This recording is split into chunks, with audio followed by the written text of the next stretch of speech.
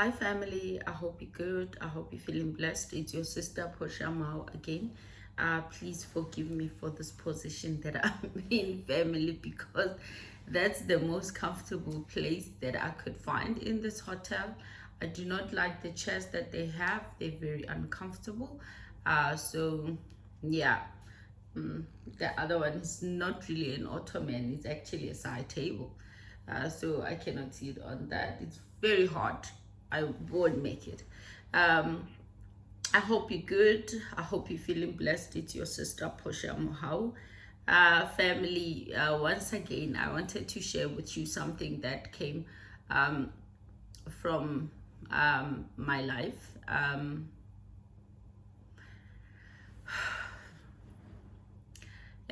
woman, a mother, a wife approached me with regards to a cheating husband, a husband that had cheated multiple times.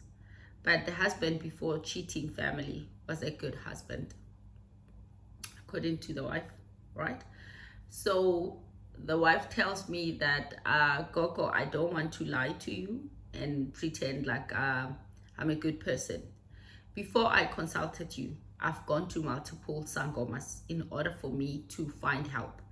First, when I just got married, I went to a sangoma, and the sangoma um, gave me something to hold him down so that he doesn't cheat on me, because before we got married he was a person that was showing signs that he would cheat.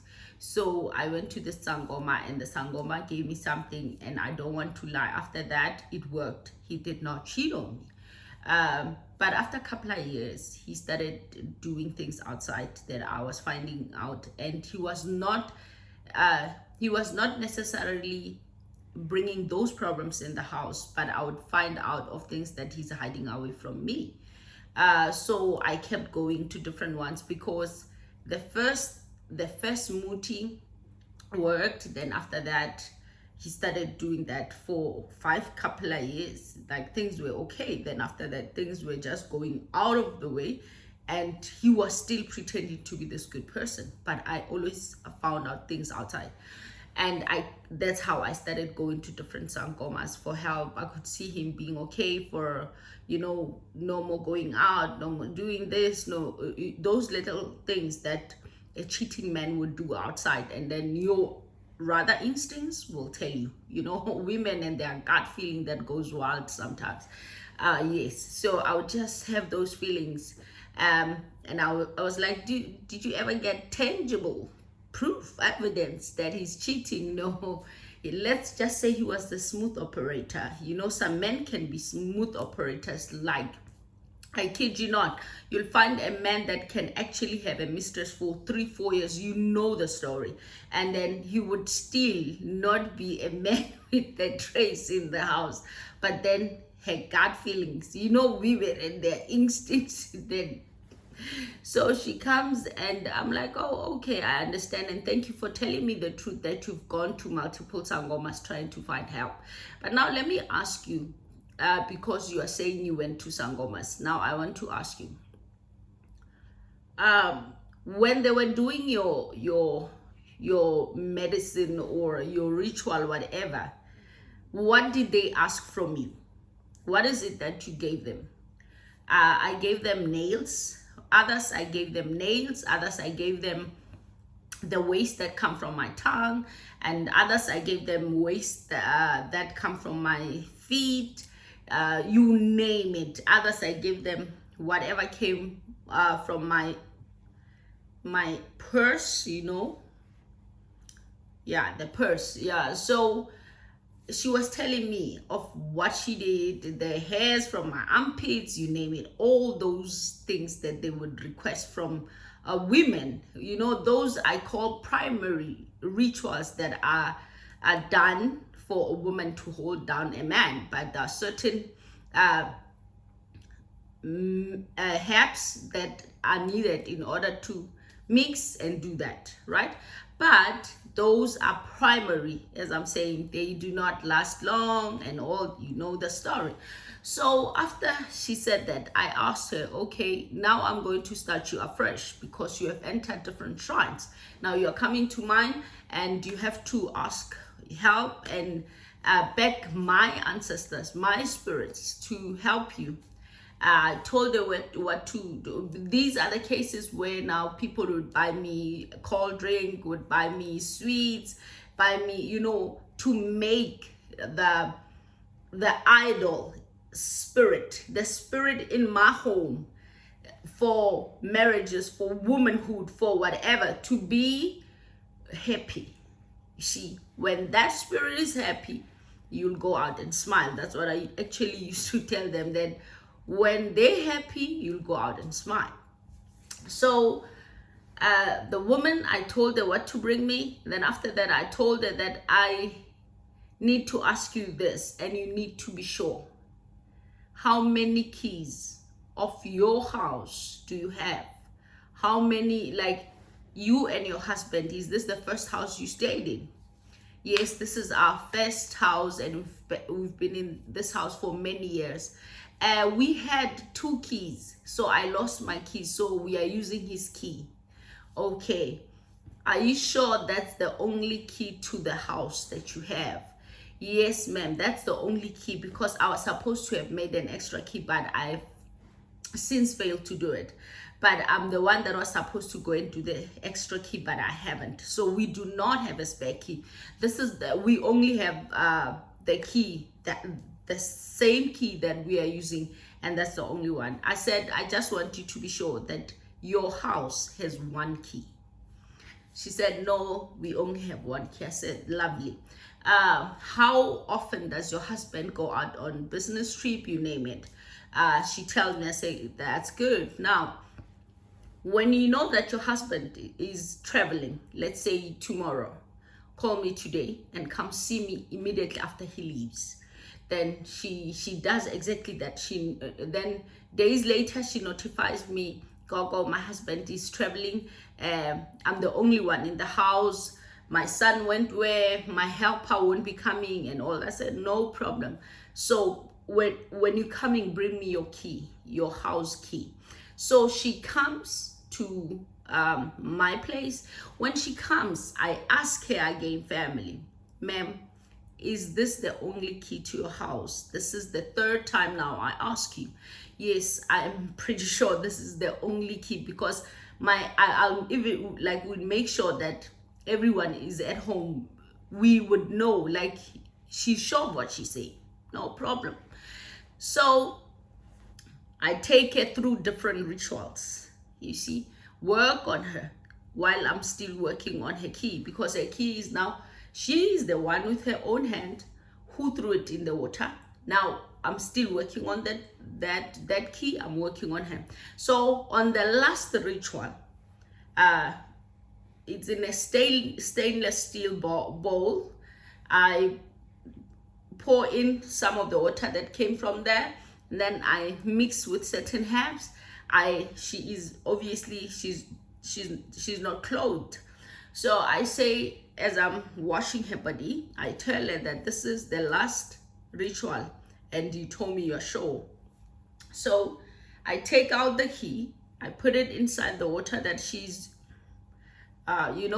So I tell her that, as you can see, I'm the one that's washing you, but I'm not gonna wash you on that department, the private areas.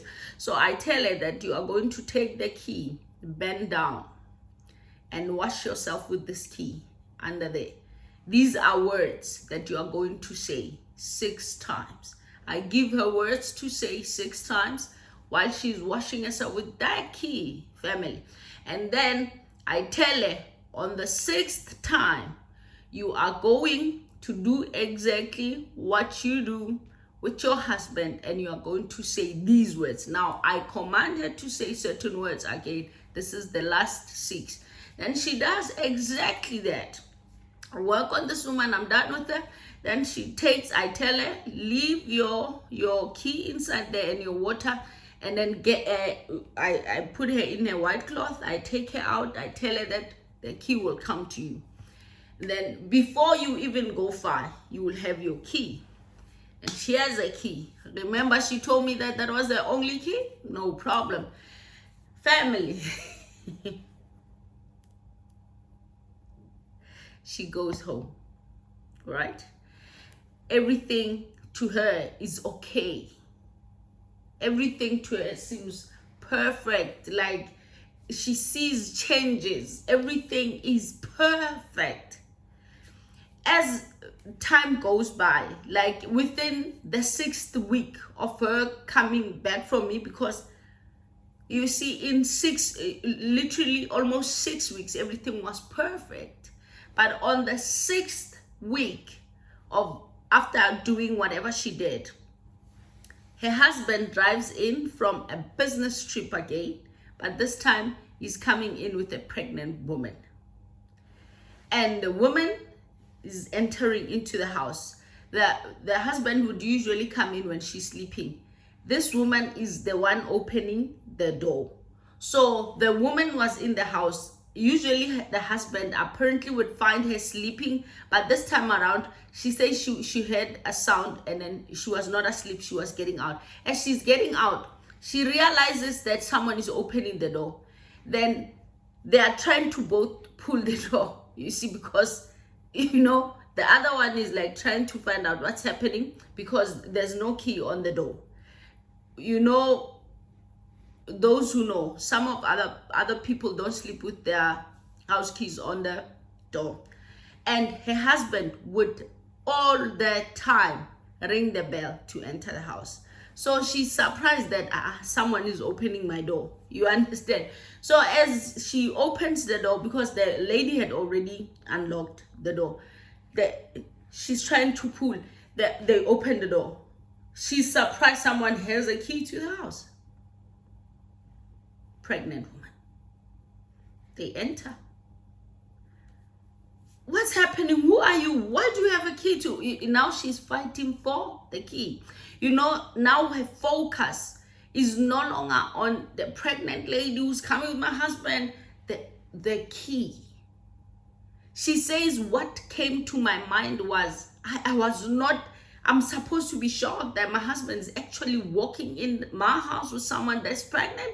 Or I don't know who she is, where they're coming from. Maybe it's a relative or what, so not. But what shocks me is the key. And I thought of you, Gogo, because you told me, you asked me so many times, am I sure? And now I'm surprised that my house has an extra key. So she says they walk in, are you okay? I didn't know you were coming. And then the husband says, I want to sit down with you and have a talk with you.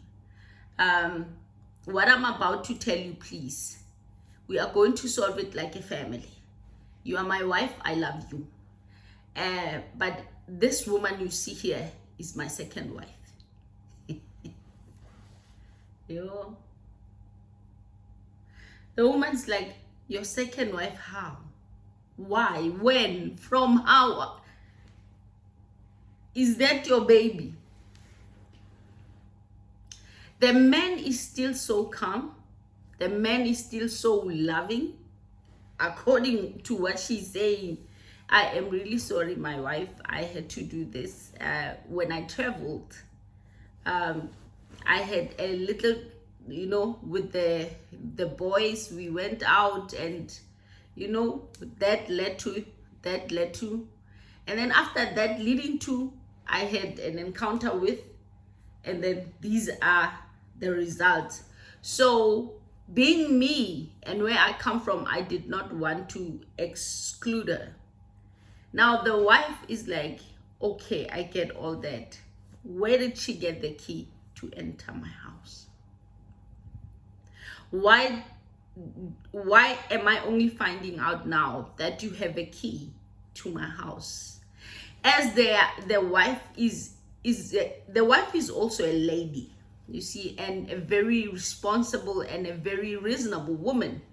She is trying to get the truth in a decent and responsible way as she could, and being kind. Now the mistress or the second wife is annoyed by the fact that she's still nice and humble to the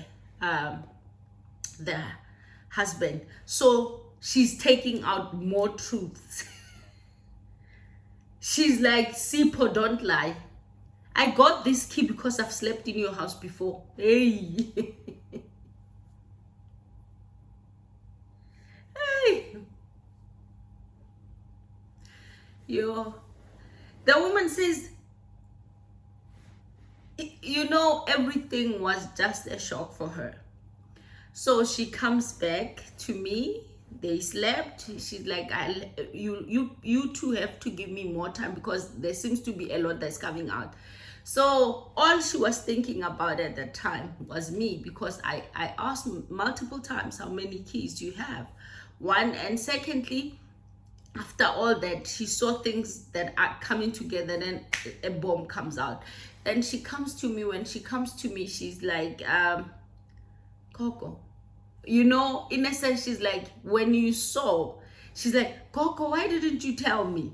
I'm like, tell you what? Because you came directly knowing what you want in my house, and I gave you what you wanted, and I asked you multiple times how many keys you have. She's like, Coco, I know for you to ask me so many times simply means you knew there's an extra key outside. Why didn't you tell me?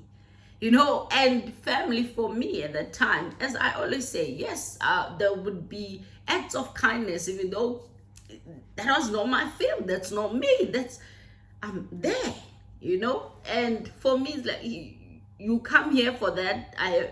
I'm doing this, and then you came here straightforward. You know what you want. So I'm just, in a sense, also allowing her to learn what she thinks. You know, you walk with people that you think you know, but you actually do not know. So I'm like, calm down. It's very easy to remedy this situation. It just wants you to be the one that pricks the balloon. And she's like, what are you talking about? So, choice is yours. You can either prick the balloon and everything's silenced, or you marry. She says, prick the balloon. She's pregnant, prick the balloon.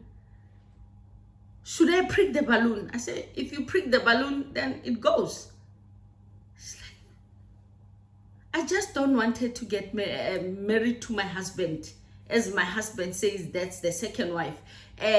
They've not legalized or officiated everything. I don't want to have a second wife, but I don't want to prick any balloon. If it means me taking responsibility for that child, I would.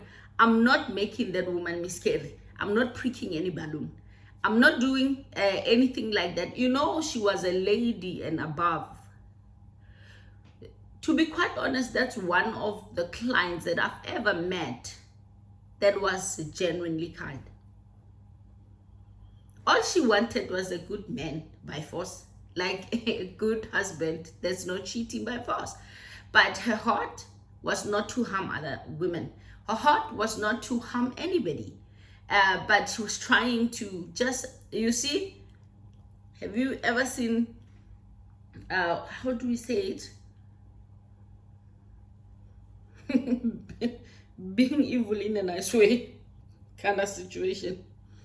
She was evil in a nice way, because trying to force someone into what they're not by spiritual manipulation with using forces, for me, that's evil. But she was still a kind person. Well, those are people that you'd be like, they shall, at the end, you pray for them to be directed to the eternal truth, and then they will automatically be brought back to their nature. Someone that God instilled love and kindness in them, you know.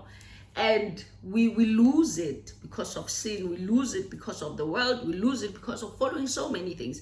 But that woman was still kind. She's like, I don't want them to get buried. I want my husband. I'm willing to forgive him for all this, but I'm not pricking any. I said, oh, okay. That means you are giving me another task, which I'm willing and ready to do. Just pay me. Give me my money. Me, please them. You'll be pleased. That's all. So she paid, and I had to work again on her case and make the woman pack her things, leave. Family, if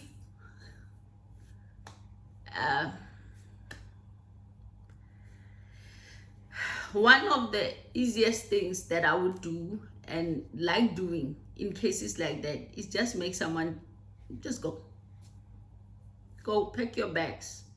Nobody's chasing you, but you'll forever go. You see, so I made her go. Told her that give her enough money, she would just go. Nothing, no harm will come around her and her child, but she will just uyompepeta indepilai, like uzohamba nje, like you just go. So she became a happy client at the end of the day, but also she found out something that she did not know about her husband.